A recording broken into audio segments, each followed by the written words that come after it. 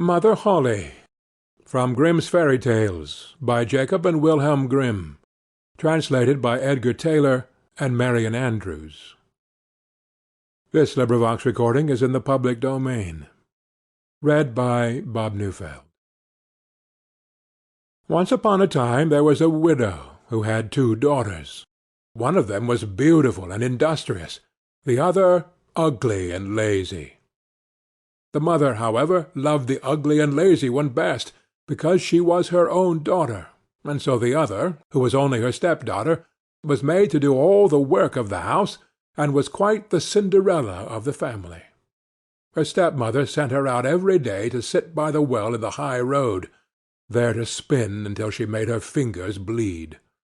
Now it chanced one day that some blood fell on to the spindle, and as the girl stopped over the well to wash it off, the spindle suddenly sprang out of her hand and fell into the well. She ran home crying to tell of her misfortune, but her stepmother spoke harshly to her, and after giving her a violent scolding, said unkindly, "As you have left the spindle fall into the well, you may go yourself and fetch it out." The girl went back to the well, not knowing what to do, and at last, in her distress, she jumped into the water after the spindle. She remembered nothing more until she awoke and found herself in a beautiful meadow, full of sunshine, and with countless flowers blooming in every direction. She walked over the meadow, and presently she came upon a baker's oven full of bread, and the loaves cried out to her, "Take us out! Take us out, or alas, we shall be burnt to a cinder. We were baked through long ago." So she took the bread-shovel and drew them all out. She went on a little farther, till she came to a tree full of apples.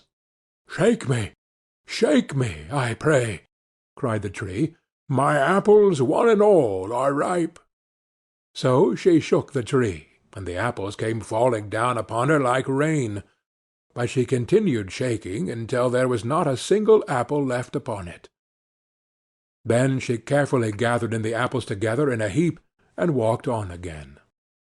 The next thing she came to was a little house, and there she saw an old woman looking out, with such large teeth that she was terrified, and turned to run away, but the old woman called after her, "What are you afraid of, dear child?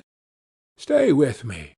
If you will do the work of my house properly for me, I will make you very happy.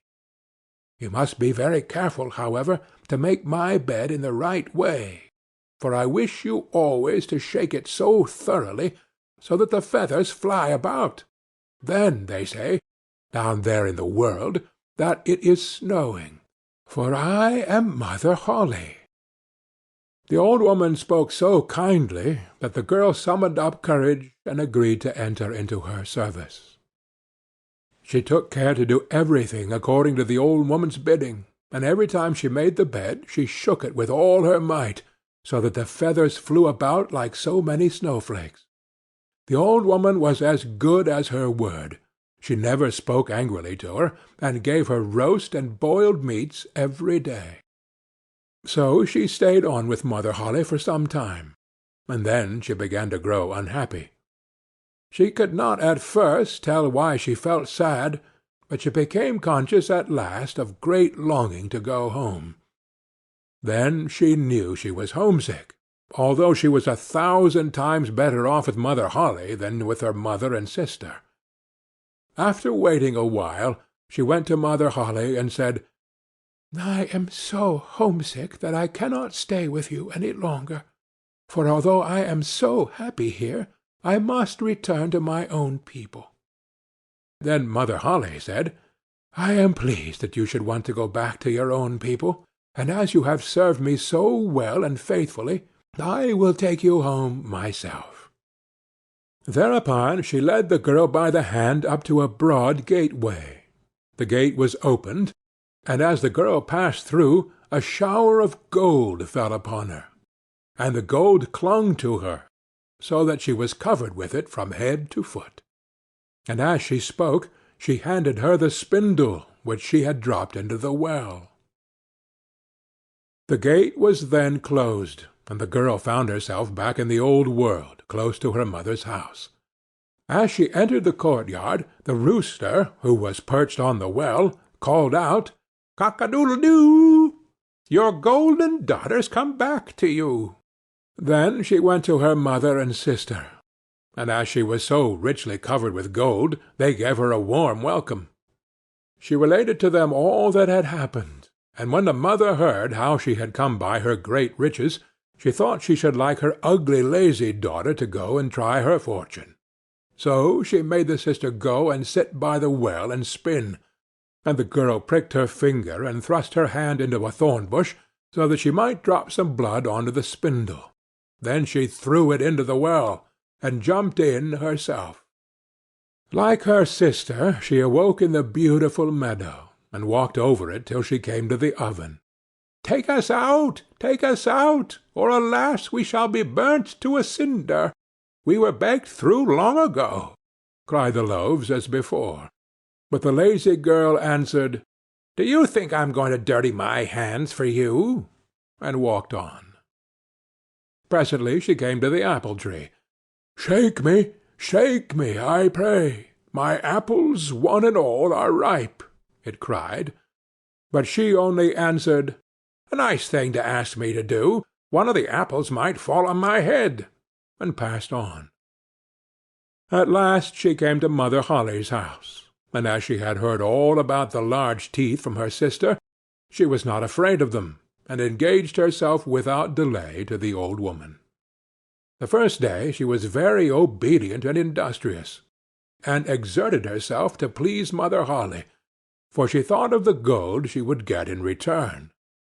The next day, however, she began to dawdle over her work, and the third day she was more idle still.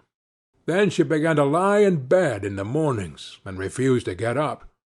Worse still, she neglected to make the old woman's bed properly, and forgot to shake it so that the feathers might fly about.